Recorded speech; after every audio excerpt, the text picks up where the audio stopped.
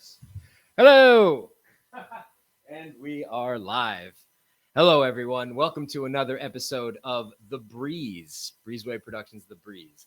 And today we are very happy to bring to you a guest coming from Los Angeles. Her name is Hao Hao Yan, and she is the director of a film called The Speech, which was selected in the Palm Springs Film Festival this year and was nominated for the Best of Fest Award and the Best U.S. Student Short Award. She went to UCLA, where she studied her film and production career, where it began.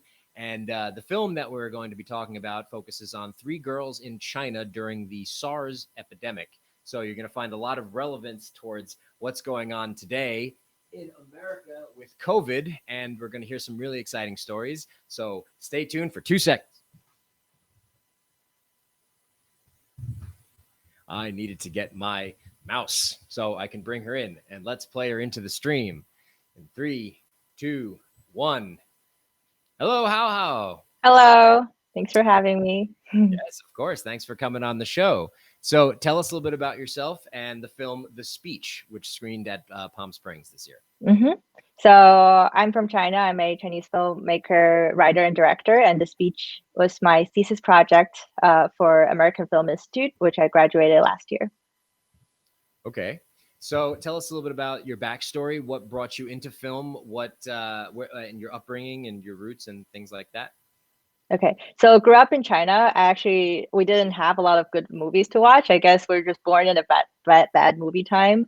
But when I was in high school, I started watching older Chinese movies as well as, American movies, because every year there's a quota and a couple of American, like super big films that will be able to get into China for us to see it. And I saw this film that was made in the year that I was born, a Chinese film called Farewell, My Concubine.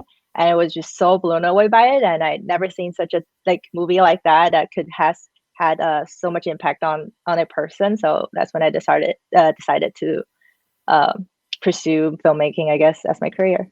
Very good. And do you remember like the first films that you started making? I saw that this film, it was shot on 16 millimeter film. So did you start using film when you were younger and then continued using actual celluloid film, things like that? I think shooting on film is a luxury that people don't really get nowadays. I did had the experience to experiment and learn how to work with 60 millimeter film in my undergrad at UCLA, but we did like a very short project, and it's like everything was done like the very old fashioned way. We even cut the film by hand and, have to stick them up and then put it on a projector.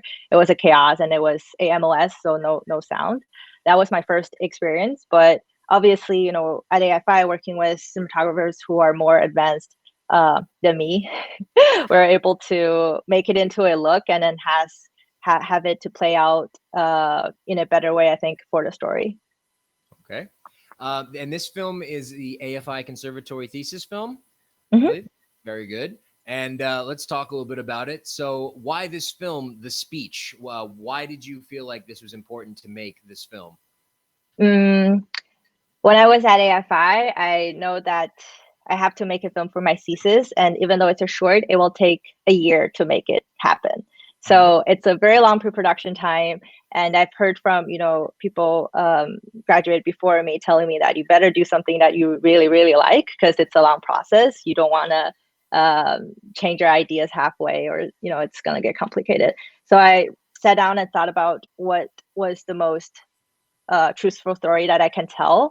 And I just always go back to a couple of months that I stayed in school during the 2003 SARS epidemic in Beijing, China. I was in an elementary school, and we got locked down inside the school for 3 months. And just small things that happens during that period, I think it always stuck with me. And before COVID-19, I would never imagine that, the world would understand or actually live through my own experience again. But I guess, now it's interpreted differently. That's wild. So the film takes place in an early schooling years. Was it like kindergarten through 5th grade, 6th grade, something like that? Yeah, the school has from kindergarten all the way to high school, actually. But I was in the elementary school, so during that lockdown, each class, because it's a private school, so each class basically stayed together. So it functions as a normal school. Besides that, nobody goes home during the weekend. So you weren't allowed to leave the school basically when you were there. Like, when did you start to go again? And then like you're never leaving until this is over. How did that go down?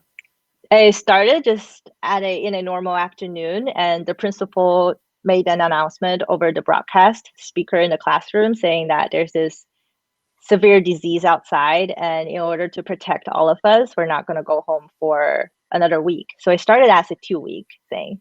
So our parents has to send in our clothes, personal stuff, and they could come to visit us, but within like a 5-meter apart, like a fence. So that prevents like nothing get into the inside of the school through the air or through anything. So it started as a 2-week quarantine, and then obviously it didn't go away. So it goes on and on. It became a month, and at the end, it was 3 months. So towards the end, everybody was a little like, I don't know if this is going to be just a norm for the rest of my life, or just nobody knows. I think it's like what's happening right now. Like nobody can really tell for sure how the future, or like when are we going to go back to normal life. Yeah. Yeah, and it was really just 3 weeks where you didn't really know what was happening, and that you'd watch in the film how you were able to get your news from outside. People grew up really fast, so to say. Some of the kids wanted to watch cartoons, but then some of the other kids were like, "I want to know what's actually happening in the world because this affects me," which is very interesting to see how like the children react to it. So when you're looking at all of this, which is very relevant to today, of being locked down in a school, since we're talking about opening schools literally today, about how to deal with education during COVID, what message do you want for audiences to take away from it in regards to the children going to school? And do you think that can happen here in America? I honestly don't know. I've been in America for almost 7, 8 years, but I'm still learning. I think I'm absorbing new information all the time, and what happens in a society always surprises me. So I can't predict the future. But with this film, the original idea and intuition was to help people to remember that when we were a child, we had those moments where we reach these realizations and we have our own understanding of the world, despite the outside world's opinion. And also, we were courageous enough to I think, in our heads, to do the right thing. So that's the message I want to send out to the audience. When you were released after the certain amount of time that you spent there, how did you feel knowing that your quarantine was ending? Honestly, I don't remember. I feel like it's just probably because as a kid, you kind of take everything for granted because you don't make any choices by yourself anyways. You're not at the age where you can make choices for your life yet.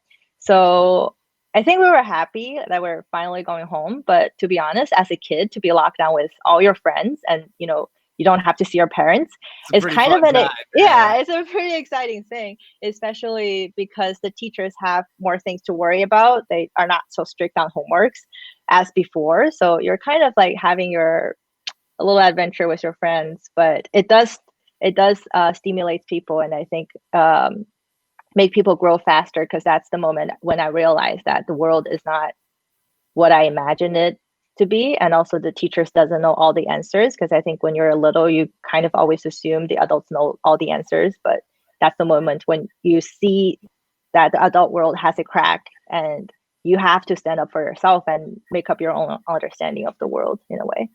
Sure. The film is called The Speech, so we can get into what is the speech. We hear about it throughout the film, and then it culminates into something of that sort. So, if you would convey of what the speech is, what would you tell the audience in a preview sort of way? Yeah, the film is actually 3 different stories that happens almost like simultaneously during an afternoon of school. So we follow 3 different characters, and each of them have their own journey, like complete different struggles to go through. I chose the title "The Speech" because I feel like even though the last girl literally gives her speech and made a decision at the end, but the first 2 girls, even though they didn't have like a physical speech to give, uh, they are put into a situation where they have to make a decision based on what they encountered during that day. So in a way, it's like they had a speech, like an inner speech to themselves, and realizes something around them, and that will forever change their life, I think. Three completely different stories of three children that are basically encamped in school until further notice due to the SARS epidemic. So we're seeing a lot of different perspectives. I thought it was really cool to see a lot of, they're also varying in age. So their understanding of the situation is different altogether. And I really like that aspect of the creativity. So bringing into creativity, let's talk about the process. You directed the film and you wrote the film, but you had producers that joined onto your project to help create this. So how did you find your creative team to make the film? So my key team members are all classmates at AFI. So we collaborate. We already worked with each other before this film. During the first year of school, we had smaller cycle films that we make. So we are already pretty familiar with each other's working style and also how to collaborate, basically. And very luckily, because we had such a long pre-production period, we shot a test scene before we go into the actual shooting of a short. So that was a luxury, I think, we had, because during that we discovered the tone and the visual language and everything. So made sure the team is on the same page before we step into the real production. So I think that was really helpful. Nice. Did you end up shooting in Los Angeles as well? Did you find your locations to make it work? How did you find your locations? Because you made it seem like this wasn't even in this country. It seemed very Eastern. Well, how did you do that? Just a long period of time of location scouting. We went through the film is pieced together by 7 different locations, but all in LA within the 30-mile zone according to the school requirement. So yeah, just a lot of scouting, and sometimes you see a hallway when the kid turns a corner and the classroom is a different location. Yeah. Well, I was encapsulated by it. I didn't feel like that was LA at all. So very good on making it seem like location was in China during that era, especially using all of the period equipment like the televisions that you'd see, the school desks and other things that you would notice. So good set design as well on that. Thank you. So let's talk about the audience takeaway after they've absorbed this film and that they're seeing your personal story as it's played out through 3 different characters of people that you're with during that time. What do you want audiences to take away, especially in today's temperature of what's been going on after watching your film? I think the biggest takeaway that I want the audience to have maybe is just if this film remind them of their childhood or their kids or anything that they can they are relatable to in their own life, in their personal life. I think then that's my biggest success, because I don't want to control like people's understanding of Sure. interpretation of a movie. So I feel like if the movie touches them in a certain way that reminds them of themselves, it's like seeing themselves on the screen, then I'm pretty happy with that. Sure. Since we're looking at the subject matter of basically a lockdown within school while you're learning, do you and this is now that you're older and that you're seeing what's currently going on in the world, do you believe that process is a formidable process that schools can take in order to educate children, of bringing them in and then having a lockdown for the school year, so to say? Think that can work? I mean, it depends on how long, and also I believe it was a traumatic experience for a lot of my classmates, including myself, and that's why it stuck with me. But I think it can't be a black and white thing, and every individual will have their own experience. And because nowadays the internet and the information it's more transparent than back 2003 in China, so people are able to grasp more information, I think, now. So I don't know. I can't say that the schools should lock down the kids and stuff, but yeah, just the insight, since you went through that when you were a child, and since you said it was a traumatic experience, maybe not the best course of action, but definitely relevant to people trying to figure out what to do with their kids. I mean, it started with people going online and doing Zoom classes, but they weren't really registering, and then colleges are now doing entire years only online and no in-person classes. So the whole education system in regards to how to deal with COVID and today is, people don't really know what to do. But I don't know how many people actually knew about what was going on in China during that time. To me, this was very eye-opening because I had no idea that was what was going on then and in China during that time. So I think that it's very interesting to see. So while you were making this movie, were you able to gather together all of the resources through the school, or did you have to do Indiegogo or Kickstarter, or how did you end up pulling all of your resources together with your producing team? We did pretty much everything. We did crowdfunding, and our school is a nonprofit organization, so we had some matching grant coming in, and that was really helpful. And mostly just families and friends, donations and stuff. And within the team, the cast and their parents are all very supportive as well. Their kids in LA, they speak some Chinese, and yeah, it feels like a big family after we made this film together. Right on. Well, I certainly enjoyed it. I thought it was a great film where you can find out 3 different stories about people that were locked down during the SARS epidemic in China in 2003. And I'm so happy that you shot it on film. It really made a beautiful aesthetic. And after I saw it was scrolling up in the credits that it was shot on film, I gave a little cheer because it's so good to see films that are still shot in actual film. And in your closing thoughts towards the completion of the film, it played at Palm Springs, and that now a lot of the film festivals are gathering together to do online platforms like they did We Are One for Tribeca, and then today they made an announcement for like New York and Telluride and TIFF, and all of them are doing a collaborative film festival online. Where do you want to go with this project since it is very much alive on the festival circuit this year? My experience with Palm Springs, which was also an online film festival, was really great because even though we weren't there in person, obviously we can't go to Palm Springs and enjoy the pool and sunshine and stuff. But the schedule was very, very full. Every day we have like panels and talk to the filmmakers, and we watch each other's films. In a way, I believe it's more accessible because when you're at home, you have more time and you can just click through the movies that you are interested in. So for people who can't physically go attend the festivals, I think it does help short films to reach out to more audience.